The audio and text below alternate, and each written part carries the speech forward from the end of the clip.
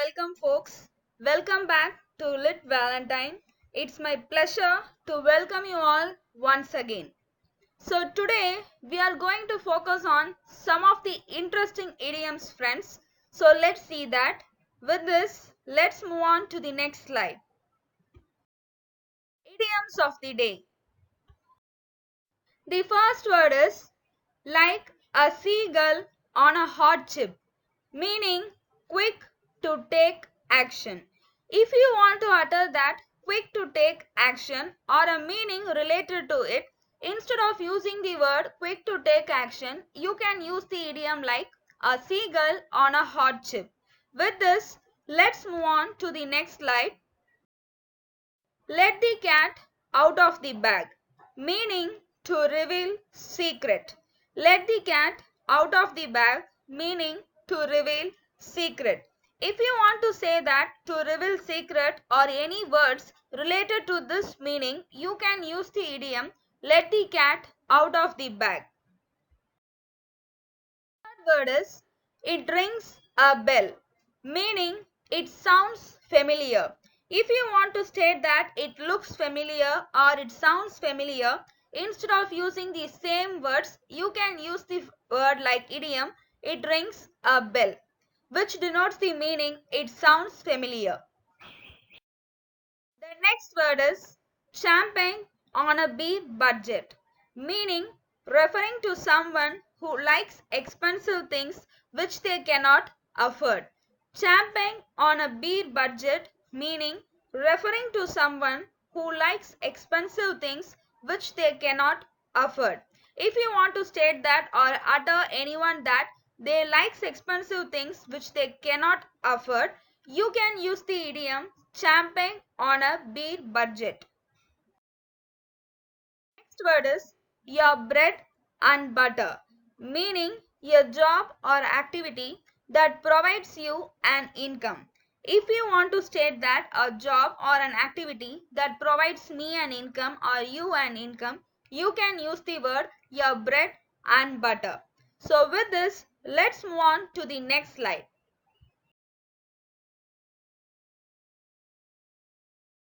Today we are going to focus on the Roman classicism. So far we had talked about Greek classicism and who are all the important writers associated in that period and their important works in a detailed illustration manner. So from today we are going to focus on Roman classicism. Greek classicism flourished at the end of the BCs and it was the time of brilliance of arts, literature and philosophy. So during the end of the BCs, Greece declined politically and Rome started to flourish. First, Rome was a republic state. That means republic country. It means ruled by a few people. Ruled by a few people means oligarchy. Ruled by a few people means oligarchy and they are elected people. So Rome was a triumvirate. Triumvirate means ruled by three people. So remember that at first Rome was a republic country. Republic in the sense it means ruled by a few people. Few people in the sense it means oligarchy. Oligarchy, the spelling of oligarchy is Oligarchy. Here the spelling mistake is there. So please forgive me for that. The spelling of oligarchy is Oligarchy and they are elected people. Then if you want to state that Rome was a triumvirate, triumvirate means ruled by three people. So the first triumvirate was formed by Julius Caesar, Pompey and Cassius. The first triumvirate was formed by Julius Caesar, Pompey and Cassius.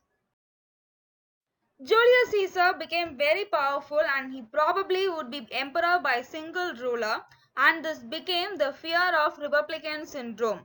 So he was assassinated in 44 BC. We all know that, right? So Julius Caesar became very powerful, probably would be the emperor by single ruler, and this became the fear of republicans in Rome. So he was assassinated in 44 BC by a group of republicans who are led by his dearest friend Brutus. So before his death, that is 10 years before his death, he visited Britain. Who visited Britain 10 years before? It was Julius Caesar. And after that, that means the death of the Caesar, we had civil war. The civil war started. His enemies, the Republicans, are on one side in the civil war, and his supporters like Antony, Octavius Caesar are on the other side. So in that civil war, Antony won, and second triumvirate was formed with Antony, Octavius Caesar, and Lepidus. Then Antony got interest with Cleopatra and did not look at the country affairs. He went to Egypt and left Rome. And this story is known through the play Julius Caesar by Shakespeare. Then the second civil war started. Octavius Caesar won and became the emperor of Rome. Only one ruler, and Antony died. This is the story of the Roman Empire, and in it the Roman classicism started flourished. In the reign of Augustus Caesar, three major writers were there. They are Virgil, Horace, and Ovid.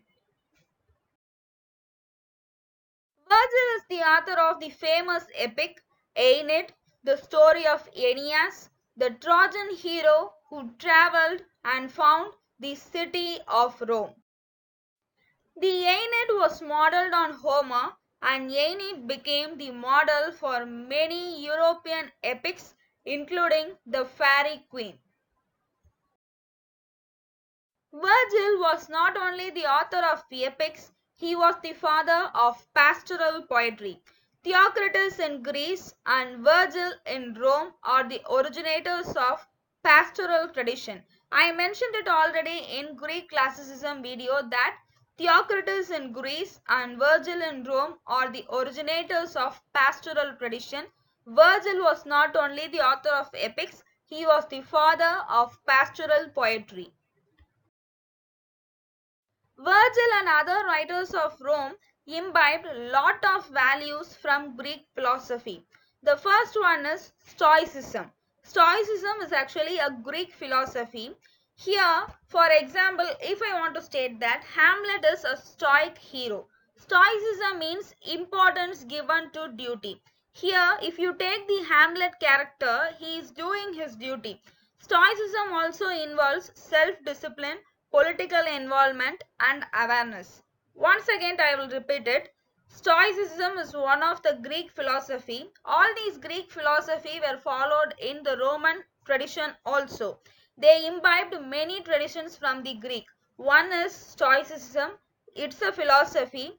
For example of Stoicism is Hamlet. Hamlet is a stoic hero because he given importance to duty. Here Hamlet gives importance to his duty. That is why he termed as the stoic hero. Stoicism also involves self-discipline, political involvement, and awareness. Another important Greek philosophical movement is Epicureanism. Epicureanism means importance given to present life because the present is fleeting. Fleeting means moving. This movement, that is this Epicureanism movement, the philosophical movement, does not depend on tomorrow because none knows what happens tomorrow. So enjoy the present moment. Here the Epicureanism philosophy talks about the present. The present is fleeting. So enjoy the present moment. Don't see and depend on tomorrow because none knows what happens tomorrow. And the extreme form of Epicureanism is eat, drink, and marry. Another philosophical movement is skepticism, which means doubting everything, doubting the greater values, not believing in anything. Related to it is cynicism. These Greek philosophies found in Roman literature through Virgil. So as I mentioned above, an extreme form of Epicureanism is eat, drink, and marry. Another philosophical movement is skepticism, which means doubting everything.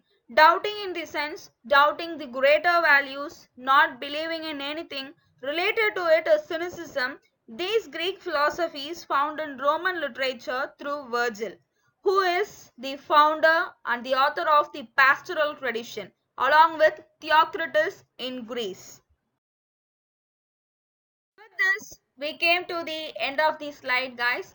Roman classicism will be continued in my next video, so keep waiting for it. Have a great day. Thank you. Take care. Bye bye.